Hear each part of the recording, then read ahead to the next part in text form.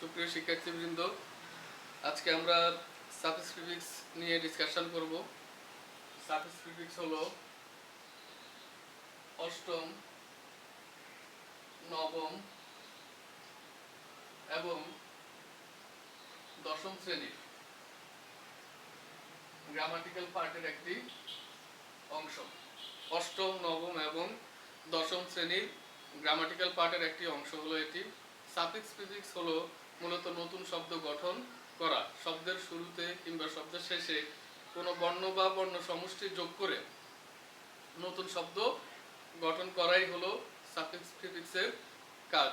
এই নতুন শব্দটি নাউন, ভার্ব, অ্যাডভার্ব অথবা অ্যাডজেক্টিভ হতে পারে। তাই আমাদেরকে পার্টস অফ স্পিচের এই চারটি জিনিস সম্পর্কে সুস্পষ্ট ধারণা থাকতে হবে। নাউন, ভার্ব, অ্যাডভার্ব, অ্যাডজেক্টিভ এগুলো হচ্ছে না, এগুলোর গঠন এবং বাক্যে এগুলোর অবস্থান সম্পর্কে সঠিক ধারণা থাকলেই সুস্পষ্টভাবে, শুদ্ধভাবে সাফিক্স প্রিফিক্সের উত্তর পরীক্ষা দেওয়া সম্ভব হবে। আজকে আমরা নাউন নিয়ে আলোচনা করব। আমরা কয়েকটি শব্দের মাধ্যমে নাউনের গঠন চেনার চেষ্টা করব এবং বাক্যে নাউনের অবস্থান কোথায় এটা দেখব। এরপর কয়েকটি উদাহরণের সাহায্যে পরীক্ষায় সাফিক্স প্রিফিক্স আসলে কিভাবে উত্তর দিব সেটিও দেখে নিব। আমরা এখানে দেখতে পাচ্ছি কয়েকটি সেন্টেন্স লেখা আছে। এখানে আমরা নাউনগুলোকে মার্ক করব। No tension, we have a free nation. এই বাক্যে টেনশন, নেশন দুটি নাউন রয়েছে। টেনশন দুশ্চিন্তা, দুশ্চিন্তা করা ঠিক নয়। আমাদের ব্যক্তিগত জীবনে অনেক সময় অনাকাঙ্ক্ষিত, অনভিপ্রেত, আমি না চাইলেও একটি ঘটনা ঘটে যেতে পারে যেটি আমার বিপক্ষে যেতে পারে।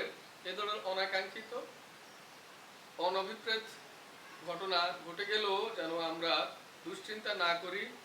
জাস্ট আমাদেরকে মনে রাখতে হবে who am I and what can I do, আমি কি করতে পারি, দ্যাটস এনাফ। যাই হোক, এখানে টেনশন, নেশন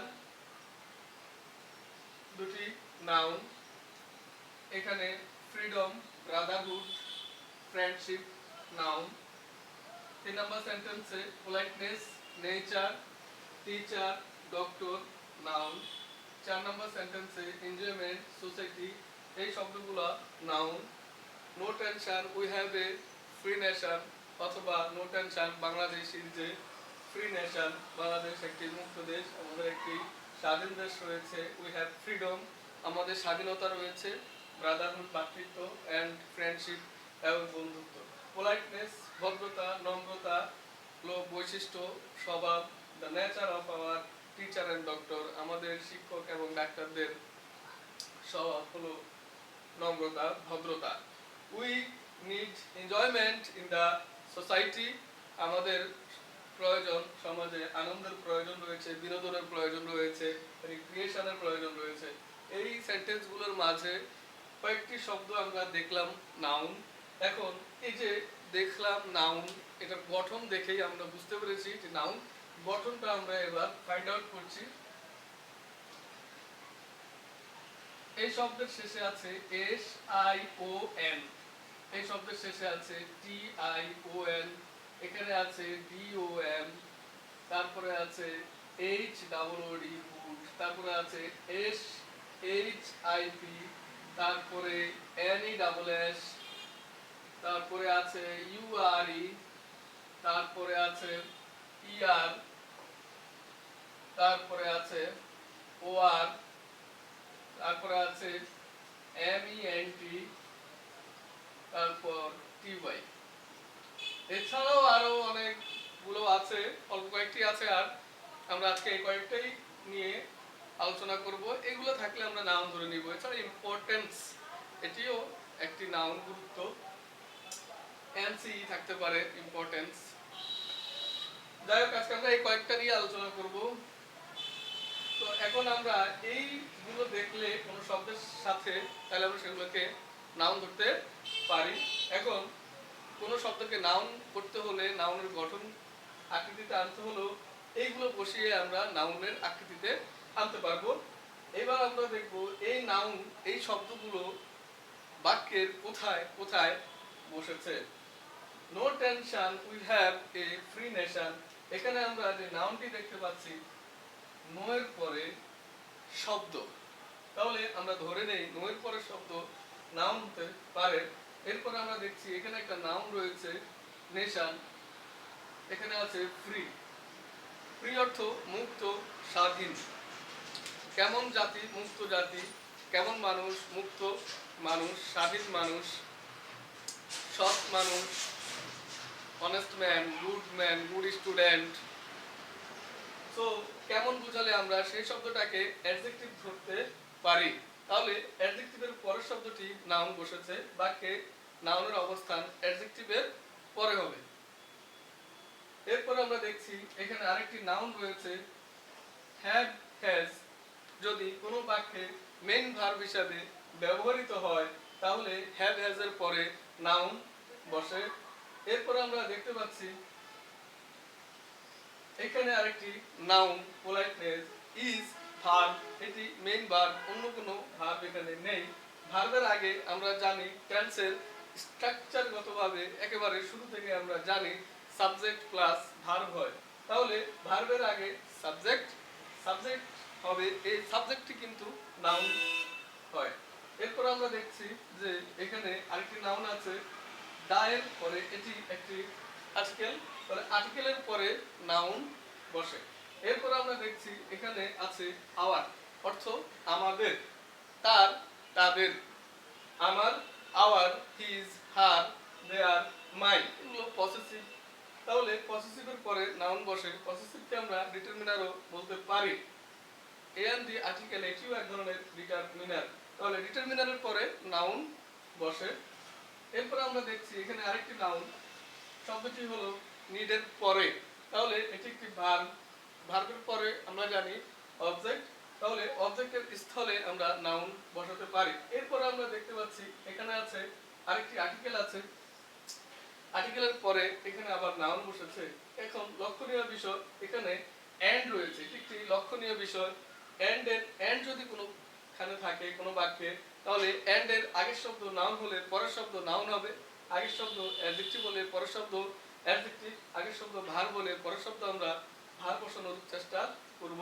এটি ম্যাক্সিমাম ক্ষেত্রে এরকমটি ঘটে থাকে। এরপরে আমরা দেখব এখানে কমা আছে, কমা আছে। তাহলে কমা আমরা সাধারণত লিখি একই পার্শ্ব স্পেস জাতীয় শব্দগুলো আমরা কমা দিয়ে লিখি। কমার আগেরটি যদি নাউন হয় পরেরটি নাউন, আগেরটি অ্যাডজেক্টিভ হলে পরেরটি অ্যাডজেক্টিভ। এভাবে আমরা শর্টকাট কয়েকটি নিয়ম ফলো করতে পারি। এখানে আরেকটি লক্ষণীয় বিষয় হলো এখানে অ্যাডজেক্টিভের আগে কিন্তু আর্টিকেল রয়েছে। এখানে আর্টিকেলের পরে নাউন, এখানে আর্টিকেলের পরে নাউন বসেছে, এখানে আর্টিকেলের পরে বসেছে অ্যাডজেক্টিভ, তারপরে নাউন। তাহলে আর্টিকেলের পরে যদি দুটি ওয়ার্ড থাকে তাহলে একটি হবে অ্যাডজেক্টিভ, একটি হবে noun.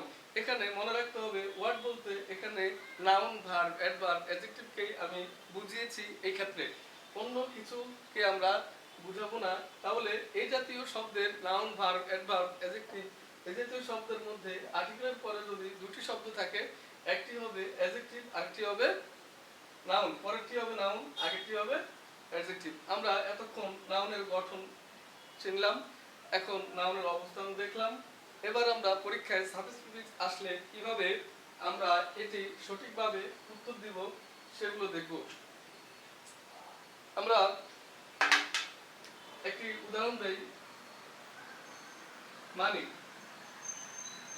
Money can not buy happy, money can not buy. এখানে এই যে শূন্যস্থান পূরণ আন্ডারলাইন দেওয়া আছে, এটিকে আমরা সঠিকভাবে লিখতে হবে সাবস্ক্রিপ্টিভস এর মাধ্যমে।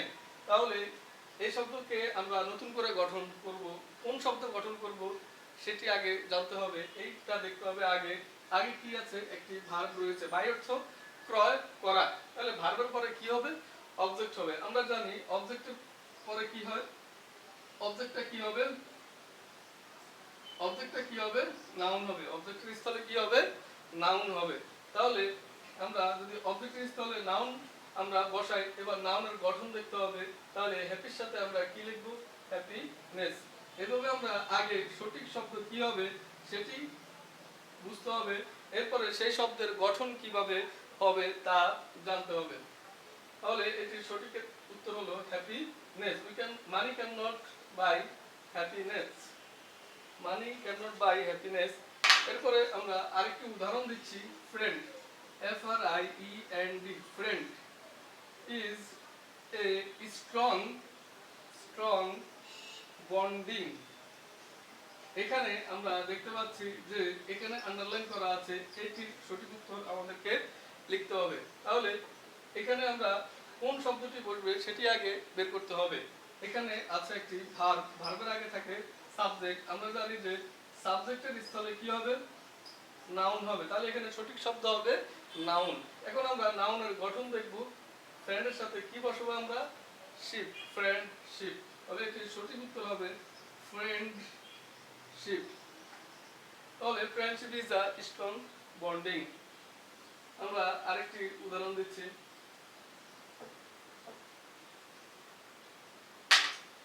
King Solomon was famous for his wife. এখানে আমরা এটির সঠিক উত্তর লিখব ওয়াইজ। তাহলে আমরা এখানে কোন শব্দ হবে, কোন শব্দ গঠন করব সেটি দেখতে হবে। এখানে রয়েছে হিজ অর্থ তার, আওয়ার আমরা দেখিয়েছি এর আগে, আওয়ার অর্থ আমাদের, আমাদের, তার, তাদের, এগুলো হলো পসেসিভ। তাহলে এটি একটি পসেসিভ। পসেসিভের পরে আমরা জানি নাউন বসে, পসেসিভ প্লাস নাউন। আমরা পুরো স্পেলিং লিখে নেই। তাহলে পসেসিভের পরে যদি নাউন বসে, শব্দটি নাউন হবে। তাহলে নাউনের গঠন আমরা ফলো করব। তাহলে ওয়াইজ এর সাথে কি হবে? ডোম, ওয়াইজ ডোম। এভাবে আমরা নাউনের কোন শব্দ হবে সেটি আগে সঠিকভাবে বের করব, সেই শব্দের গঠন আমাদের জানতে হবে। তাহলে আমরা সাফিক্স সুন্দরভাবে পরীক্ষায় উত্তর দিতে পারবো এবং শুদ্ধভাবে আমাদের উত্তর দেওয়া সম্ভব হবে। তাহলে আমরা আরো কয়েকটি নিয়ম লিখে দিচ্ছি এখানে। আর্টিকেল প্লাস নাউন, তারপর অ্যাডজেক্টিভ প্লাস নাউন। যদি আর্টিকেলের পরে অ্যাডজেক্টিভ দুটো শব্দ থাকে তাহলে একটা অ্যাডজেক্টিভ হবে আরেকটা নাউন হবে। এইভাবে আমরা কিছু শর্টকাট পদ্ধতিতে সাবস্ক্রিপ্টস আয়ত্তে আনতে পারবো। তোমরা আরেকটু মনোযোগ দাও, মনোযোগ দিলেই সাবস্ক্রিপ্টসে আর কোনো ধরনের সমস্যা থাকবে না বলে আশা করি। সবাইকে ধন্যবাদ। সুস্থ থাকবে, ভালো থাকবে। আল্লাহ হাফেজ।